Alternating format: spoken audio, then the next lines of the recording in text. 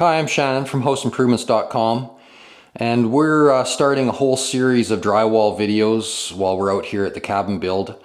And I figured one of the important ones to kind of start out with was some of the tools that you're going to need to do a drywalling project. So as a DIYer, if you're just patching a few things around the house, doing some really minor work, then you're really not going to need even everything that's on this table. But if you go to, say, re-drywall a whole room or maybe renovate your bathroom or whatever, then you're gonna basically need at least everything that's on this table, and maybe some secret weapons that I have hidden underneath this cover here that we'll show you at the end of the video. So just starting out, if you're just simply gonna do some, patching the odd little hole here or there, little holes from picture hanging nails, that sort of thing. Really the basic things you're really going to need is you're going to need some kind of mud tray to work out of, and a couple of knives, like a 5 or 6 inch knife and a 3 or 4 inch knife. And for the most part, that'll get you through just patching some little dings here and there. That's the basic stuff you're going to need. I guess you'll need something to sand it with, and honestly a sanding sponge would probably be really all you need. Okay, but moving on from that, if you're going to do something a little more intense where you're actually applying some tape and you're filling some seams and that sort of thing, you're going to need definitely some more tools, and as well as if you're actually cutting sheets of drywall to fit certain places, you're going to need, pretty much what's on this table. If you're doing a little bit bigger project, an entire room, I always recommend that you buy the big pails of mud, unless you're just doing a little bit of spackling and patching here and there. But if you're going to do a whole room, buy the boxes or the pails of the pre-mixed mud, not the little buckets. They're usually not the greatest mud at all. But if you buy a big bucket, like a 5-gallon bucket of mud, you're almost always going to have to thin that mud down a little bit with water and mix it before you can use it. It generally comes just a little too thick. So to do that, you need a drywall whip for mixing inside that bucket. So you're going to need a bigger mixer like this. And to use a mixer like this, it's best if you use a 1/2 inch drill. Okay, this drill is going to have the power to turn that whip inside the thicker mud. Just using a cordless drill, not the best idea, especially with that size of a whip. You're going to burn that drill out more than likely if you do much mixing with it. So if you can beg, borrow, or buy a 1/2 inch drill, that'd be your best option. And I prefer the electric for that, just they have more power, but some of the cordless 1/2 inch drills now that are coming out have lots of juice too, but electric one's going to be your cheapest option for the amount you're going to use a 1/2 inch drill. So that's your mix paddle and your drill. You're going to need a T-square, or commonly called a drywall square. So this is for cutting your drywall, making nice straight cuts. So if you've got a stack of drywall sitting here, you can sit this on it and score along there with your knife, or use it to mark lines with your pencil, that sort of thing. So that's definitely going to come in handy once you get into cutting much drywall. As far as cutting the drywall goes, for tools, a simple utility knife will do really 80% of the cuts you're going to need to do. I like the ones that have the snap-off blades, because they will dull after a while, and you can simply snap the end and get a fresh piece again. You're going to need a drywall saw. So that's like a little punch saw. So you're definitely going to need one of those. Not completely necessary, but you're going to find this handy. It's a drywall rasp. So sometimes when you've cut the edge of the drywall and snapped it and broke it off, it's still a little jagged. And these little rasps, you can just work along there, and they make quick work of just straightening and flattening that edge out. This little tool right here is used for cutting round holes. So it's adjustable. Like let's say for cutting out 4 round octagon boxes, you can set this to the radius that you need, punch this in the center of your location on the sheet that you need the hole to be, and then you simply turn it around, there's a little wheel out here that cuts the paper. And then you punch that center hole right through to the backside, reinsert this on the backside, do the same thing. So you've scored the paper on both sides of the hole, and then it comes in with this built-in little hammer surface, and you just kind of tap around that hole until the little plug falls out. So this is handy. You may not need it very often, but if you can pick one up and have it in your arsenal, that'd be good. Something else is a drywall lift. So your upper sheets, you know, it's usually sheer muscle and strength, just getting them up there tight to the ceiling. That's the first row you put on, screw it off. And then your bottom row, you want it up off the floor, upwards of an inch off the floor.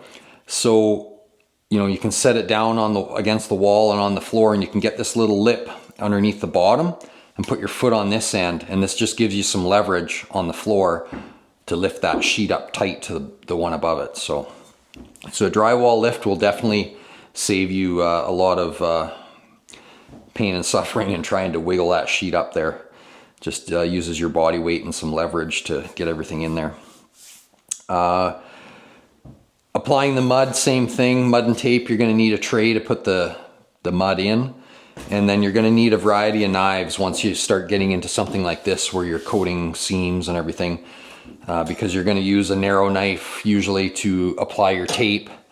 And then as you do your coats of mud, you're going to need wider and wider knives. So I'd go anything from a 3-inch to a 6-inch, and then I've got, I think this is an 8 and up to a 12-inch. Those are kind of the 4 that'll get you through most of everything you need to do for your coating as a beginner. So once you've got everything coated out, and now it's time to you know, sand everything out. Here's another point. As beginners, you're probably going to be sanding in between coats. I always recommend people do multiple thin coats, because for one thing, it's easier to put a thin coat on nice and smooth, and those coats will dry a little quicker, as opposed to putting on, say, 2 big, thick, sloppy coats, and then you're doing a ton of sanding. But as a beginner, you're going to do some sanding in between. Myself, for the most part, between coats, I can usually just run around with a 6-inch knife and just clean things up, knocking off any little chunks or lumps that I maybe had. But my mud is already applied pretty smooth, so I don't usually have to sand in between, but most beginners definitely will. So you're going to need a couple different choices for sanding. A sponge is going to do a lot of your sanding. You know, it's great for feathering out edges, even screw holes, that sort of thing. This handheld sander, flatbed sander, is good as well. You're going to need one of those. And then same kind of thing, but this one you can screw like your broomstick handle on. So if you're working on the ceiling, you can kind of work above your head with a longer handle to reach with this type of sander here. When you're doing your sanding, you definitely want to wear a dust mask. So it's good to have some dust masks on hand. What have I missed? Oh, when you're sanding as well, it's best to be using I like to use a trouble light, because as you're sanding, you're trying to shine the light kind of across the patch. You know, if this is a patch of mud here, covering that joint, you're kind of holding the light up, casting light across it, so it'll help you see any imperfections as you're sanding. So you want a decent handheld light to work with as well. So any of those tools right there are definitely going to get you on your way to doing any handy type drywalling work around the house. And I guess it kind of depends where you live, but you're probably, as a beginner set of what I've got sitting here. Oh, I never mentioned for actually screwing the drywall to the walls, did I? So as a beginner, you may just want to use a cordless drill, because a lot of DIYers, you already own this tool.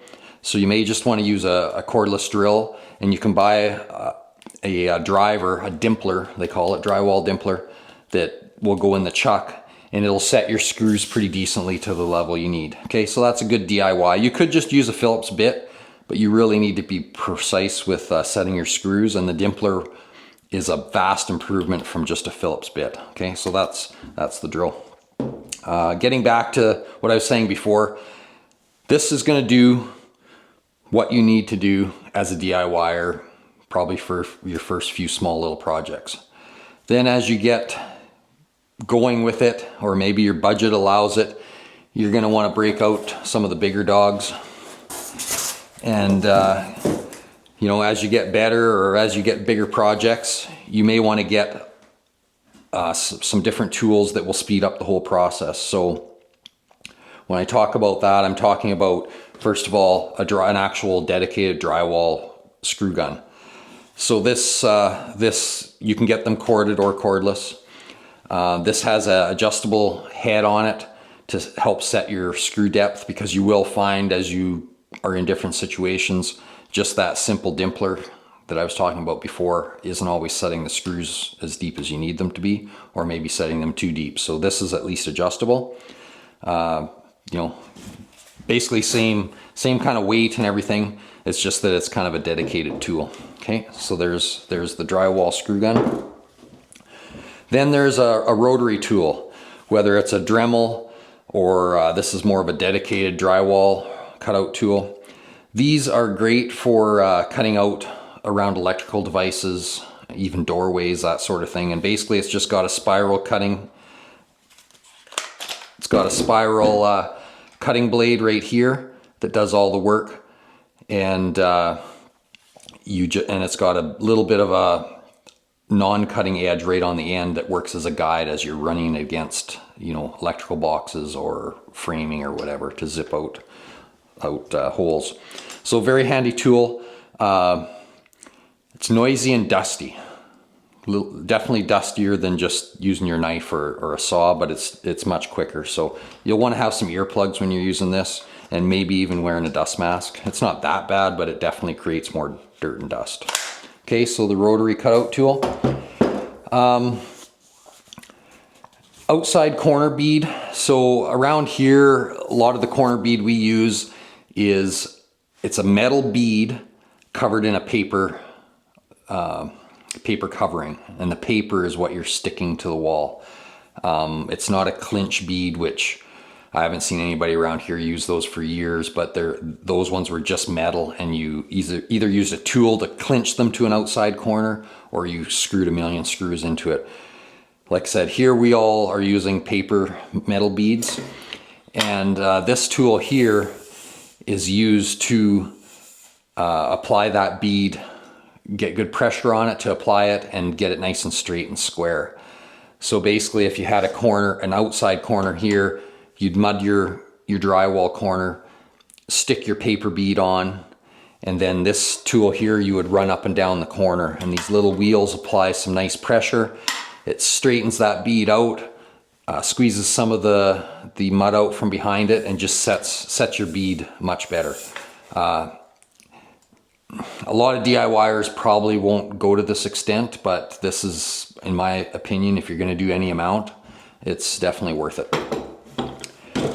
When it comes to applying tape, drywall tape, you know, for all these seams and stuff, this is a simple, I already got the label out. We aren't sponsored by anybody that's got tools on this table, but I meant to show you that side without the label. But anyways, these guys, we might as well say it, this is Tape Buddy. They sent me this actually a long time ago. I don't even know, 12 years ago. And it works really well, actually. It's simple. I know there's a lot of guys that have made their own kind of device like this, but this is very simple. Basically how it works is you set your roll of tape in this end, you put your taping mud in this compartment here. The tape flows through some slots in the bottom and slides through under the mass of mud you have in here, and you pull it out on this end. So it regulates the thickness and amount of mud on it. You can pull it out, cut it off, rip it off, whatever, and apply it where you need to do it. This greatly speeds up your taping ability. So again, this is a good product. When they sent me that, they sent me this little bucket scoop. Not really necessary, but I find I use it more than a trowel now. Like I used to just go into my bucket of mud with whatever knife I was using. I like this because it's got a bit of a rounded edge, so it kind of cleans up the bucket nicer. Not a necessity, but I mean, it's like I don't know, $5 thing. So, so again, with the mudding, with the coating, a tray works fine, knives work fine. I use a combination of my knives and tray and my hawk and my trowels. So as I've progressed, I've found that I like to use the trowels quite a bit more, especially on my butt joints, my horizontal beads, because I've got my mud loaded on here. I can get some off and I can just simply keep moving along, swiping and applying. So I definitely have found over time that I like using the hawk and trowels. It's a little bit of a different process in a way, and takes a little bit of getting used to, but once you get used to it, I'm sure you'll like it as well. But you can also do the same thing. You're just working with bigger trowels. You're getting your mud out of your tray. You're putting it on the wall, and you're using this knife to do your work. So it's kind of a preference thing. Okay, so that's kind of the amount of tools that you're going to need as a DIYer. And like I said, this is more as you move on and you get more into bigger projects. You definitely might want to upgrade to some of these items. So, like, I don't know, did I say before? I think this beginner kind of stuff here, depending where you are, is probably going to be, in the $300 range. And then, if you want to add all this stuff over here, you're probably adding, again, depending where you are, the model of tool and stuff, you're probably adding close to another, say, $1,000. But you're still going to need pretty much all of this anyways. This is just kind of stepping up to get a little more automated and a little quicker. So anyways, hopefully you liked the video. Please smash that thumbs up down below here. Subscribe to the channel if you've never subscribed. We've got hundreds of videos. I try to bring them to the level for DIYers. Some of the pros, we get lots of comments from pros. They don't like what we do because I talk too much, they say, but I can't talk without telling you, or I can't help you without talking, right? So let's just put it that way. So anyways, thumbs up, subscribe.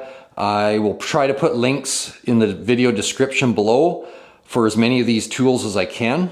There'll also be a link there to our Amazon affiliate store, so you can go in there and purchase things. That's great. We get a little kickback from Amazon. It doesn't cost you a cent more.